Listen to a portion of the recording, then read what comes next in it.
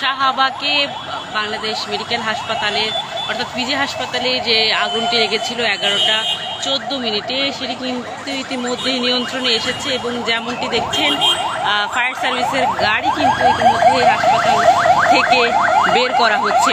11টা 14 মিনিটে এই হাসপাতালে কিন্তু অগ্নিকাণ্ডের ঘটনা ঘটে, যা কিন্তু ফায়ার সার্ভিসের 3টি ইউনিট আসে ইতিমধ্যেই নিয়ন্ত্রণে এনেছে ফায়ার সার্ভিসের 3টি ইউনিট।